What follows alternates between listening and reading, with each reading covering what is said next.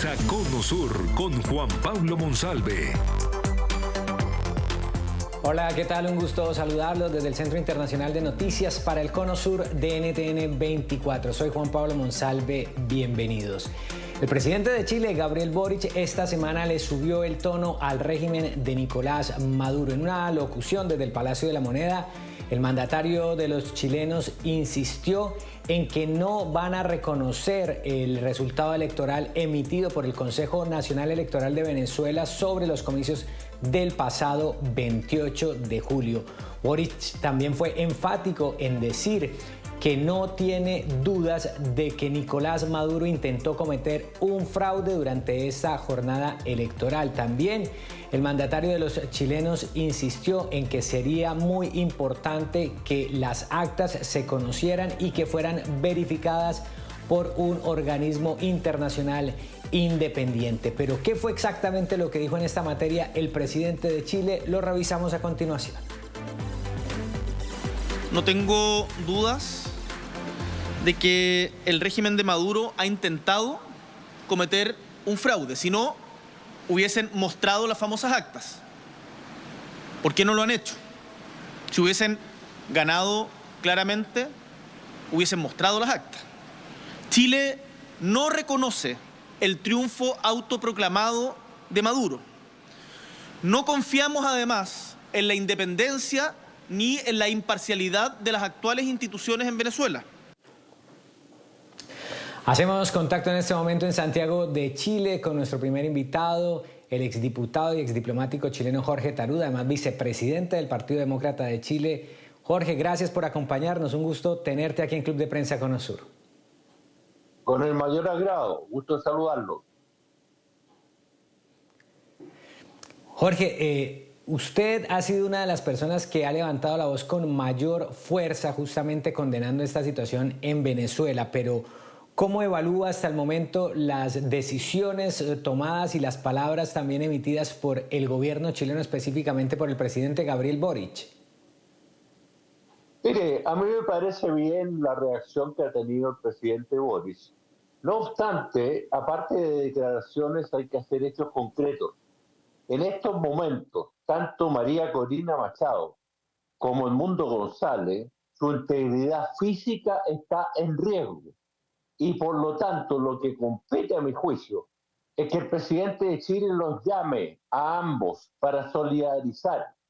Es un tema, ¿no es cierto?, de democracia, es un tema de derechos humanos. En consecuencia, Chile no puede quedarse solo en declaraciones, acciones concretas. Hemos visto también como el propio Centro Carter, que fue avalado por la dictadura de Maduro, ha reconocido el triunfo del Edmundo González por un 70% de los votos. En consecuencia, lo que está fraguando esta dictadura de Maduro y Diosdado Cabello es un fraude como nunca habíamos visto. Y en consecuencia, no quieren reconocer que perdieron por abrumadora mayoría. Y en consecuencia yo espero, así como lo han planteado los presidentes de Brasil, México y Colombia, que muestren las actas. No las quieren mostrar, salvo que estén falsificando actas, pero las verdaderas las tienen desde el primer día, saben que perdieron rotundamente y por lo tanto están solos contra el mundo. Claro. Jorge, en la posición tuya como exdiplomático y también como una persona que trabajó intensamente por la recuperación de la democracia en Chile, ¿qué puede hacer la comunidad internacional en términos prácticos con una dictadura ya, transparentada por el propio Nicolás Maduro, una dictadura que persigue, que se roba elecciones, que hace una cantidad de cosas y toda la comunidad internacional básicamente como espectadora? ¿Qué se puede hacer realmente? ¿Cuál es la presión que se puede ejercer? ¿Hasta dónde se puede llegar justamente por parte de los gobiernos de la región y específicamente el gobierno de los Estados Unidos en una situación tan complicada para un pueblo sometido como está haciendo en este momento el pueblo venezolano? Mire, la experiencia nuestra con el plebiscito del 88 en contra de Pinochet fue que personeros importantes del propio oficialismo reconocieron la derrota, como el general Matei, que era el comandante en jefe de la Fuerza Aérea, como Sergio Onofre Jarpa, que fue ministro del Interior de Pinochet. Entonces, eso debilitó mucho a Pinochet, quien evidentemente esa noche intentó sacar 18.000 soldados a la calle, pero las propias Fuerzas Armadas le dijeron que no. Y en consecuencia tuvo que reconocer la derrota. Y evidentemente la presión internacional de la Unión Europea, de Estados Unidos, jugó un rol muy, muy relevante. Y es por ello que hoy día la comunidad internacional tiene que ser muy dura con Maduro para que entienda que no puede hacer este fraude. De lo contrario, las consecuencias para él, para Diosdado Cabello, van a ser realmente muy, muy drásticas y muy, muy duras. Usted comprenderá que la Corte Penal Internacional está observando esta situación, dado que ya han cometido muchos crímenes, y por lo tanto, bueno, que reconozca su derrota y que Venezuela pueda volver a la democracia. Claro. Jorge, hay un tema interesante aquí, es lo que pueda ocurrir también ahí a nivel interno frente al tema de las instituciones en Venezuela, que tenemos la absoluta seguridad que no son instituciones independientes, como el propio presidente Boric lo ha señalado. Está en este momento el Tribunal Supremo de Justicia evaluando la elección como tal. Aquí, digamos, todos sabemos que va a haber dos caminos, o uno, que el Tribunal Supremo de Justicia diga que efectivamente el resultado del Consejo Nacional Electoral es el que es y termine ratificándose a Nicolás Maduro como el ganador de esta elección por parte de las instituciones afines al régimen. Y por otro lado existe la posibilidad de las denuncias que en su momento hizo el expresidente de Colombia, Iván Duque, donde se le dé un tanque de oxígeno a la dictadura, diciendo el Tribunal Supremo de Justicia que estas elecciones no cumplieron las garantías, que hubo efectivamente, como ellos lo han dicho, el propio Consejo Nacional Electoral, una violación al sistema informático y que deberían repetirse en diciembre. Esos son los dos escenarios. En ningún caso el Tribunal Supremo de Justicia va a decir que lo que está diciendo la oposición es la verdad y que lo que dijo el pueblo venezolano es que Edmundo González es el presidente de Venezuela. En ese escenario, ¿qué debe hacer la comunidad internacional y específicamente el gobierno de Chile? ¿Cómo puede enfrentar esta situación?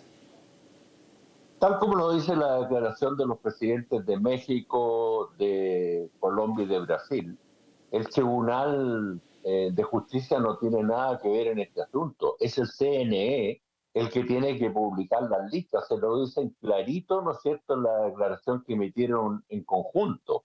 En consecuencia, si van a hacer más pillería, maroma que ellos buscan, sencillamente, bueno, la comunidad internacional va a tener que tomar, reitero, medidas muy drásticas con ellos, muy, muy drásticas.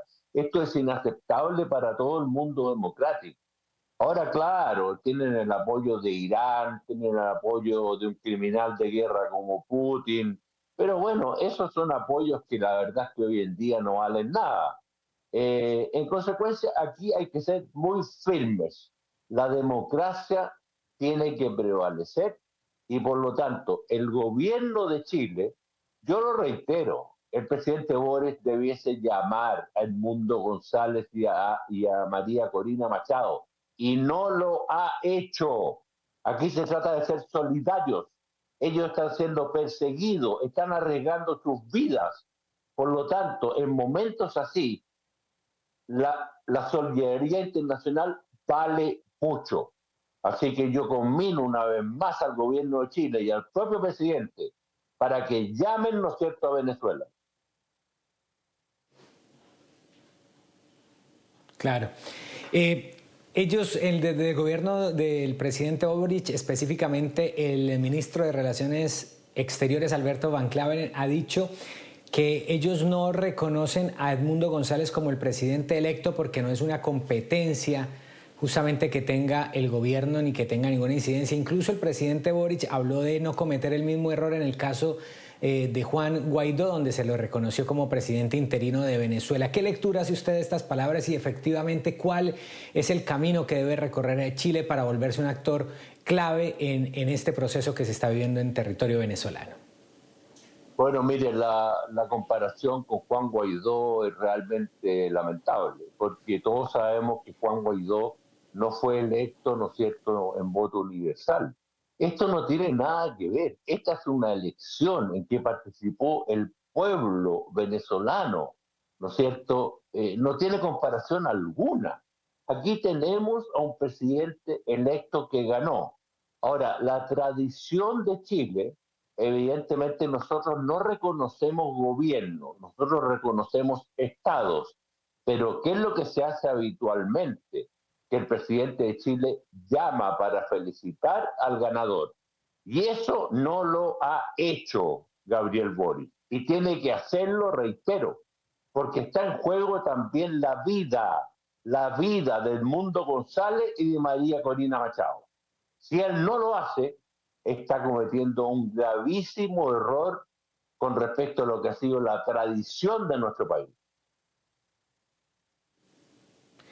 Muy importante ese punto que explica Jorge Tarut, poniendo también claridad sobre la posición de Chile y cuál debería ser justamente el camino a nivel diplomático que debe tomar el gobierno del presidente Gabriel Boric. Vamos a hacer la primera pausa aquí en Club de Prensa Conosur, pero al volver hablaremos justamente de la represión y la violación a los derechos humanos, además de la persecución política que ha emprendido el régimen de Nicolás Maduro. Ya volvemos.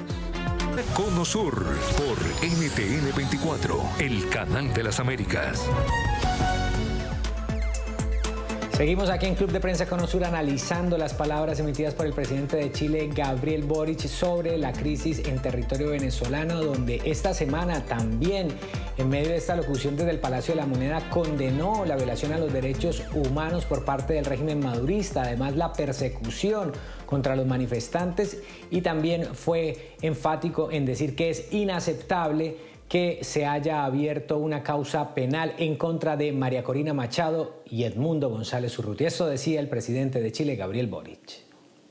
Están cometiendo graves violaciones a los derechos humanos, reprimiendo a la gente que se está manifestando y además iniciando persecuciones penales que son irrisorias y que no serían aceptables en nuestro país ni en ningún otro país democrático contra liderazgos de la oposición.